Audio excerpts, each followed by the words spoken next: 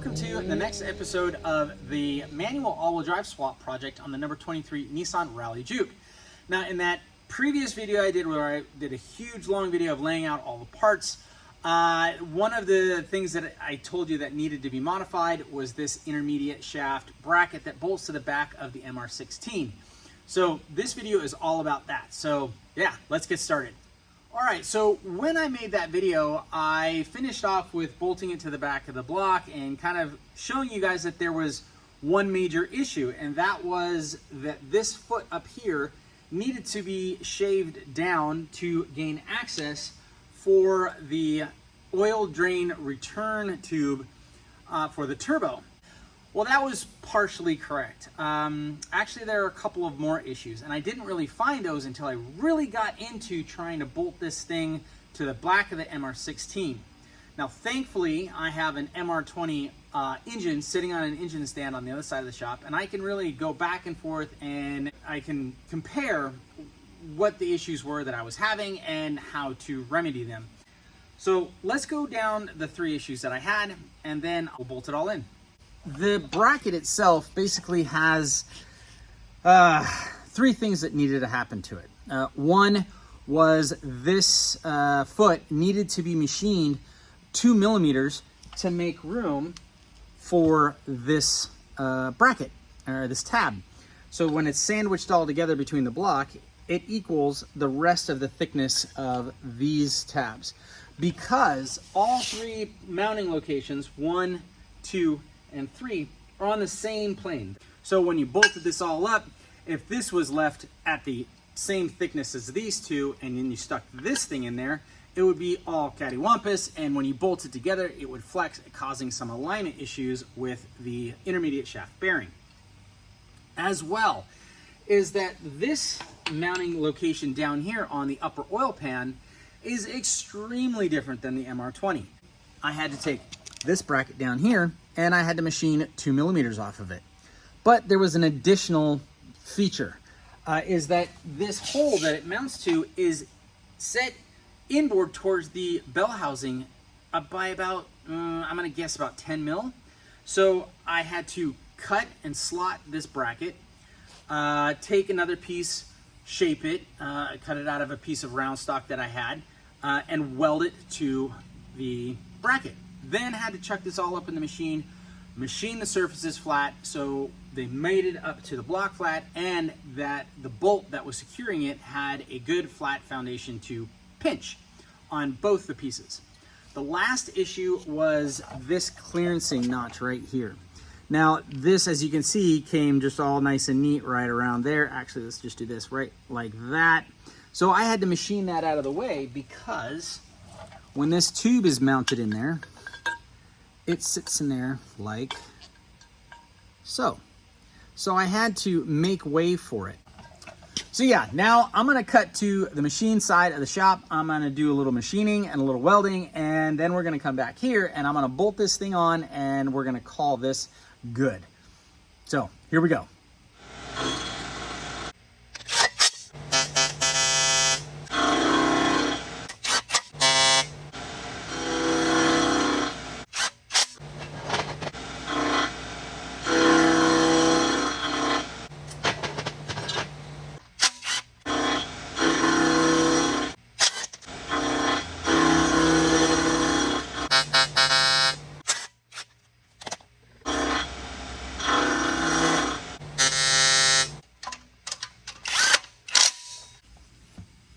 All right, now that the machining and the welding and the cutting and all the fitment coming back on and off, because this took like literally at least 20 times of coming on and off this engine to really get and understand what was going on.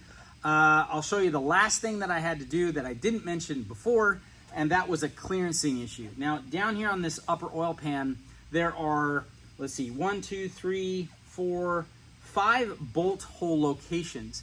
And for this particular application, we only use one of them, but another one that's right above it is in the way. And that issue is not on the MR20. One of these embossments isn't even there. It's just the bottom one that we use for the bracket. So the last thing I had to do is I had it all bolted up there and it was still teeter-tottering and I couldn't figure out what it was, and I looked around and sure enough, I missed that I had to clearance right there. I had to machine off some material to clearance. Here, I'll show you. To clearance for this embossment right here. So this is the mount that we use. This one is sticking out at the same surface, but the mount curves around and gets close to the block. So instead of grinding this away, I decided to machine the bracket instead. So yeah, I had to clearance for this little area now, and now I have literally just enough space between the bracket and this point right here. Now I probably will have to take this back off at least a couple more times before bolting the engine back up in the car, bolting the turbo on, turbo return line, manifold, downpipe, all that stuff.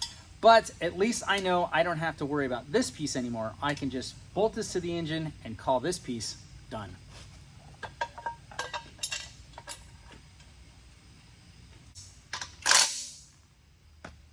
Now I'll put a wrench on that for sure, and a torque wrench and a paint marker just to make sure that it's all done before we go to any race. But there it is. The bracket is done. So there you go. That's all I got for you today. As always, everyone, hit that like, follow, share button. It really does help me out tremendously.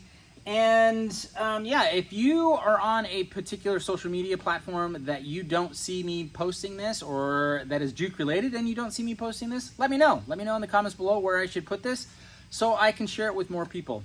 Yeah.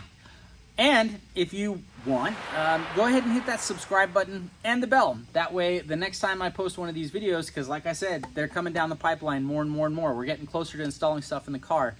You'll get notified when I post the video.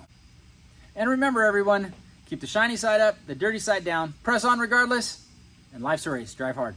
See you at the racetrack, everyone. Take care.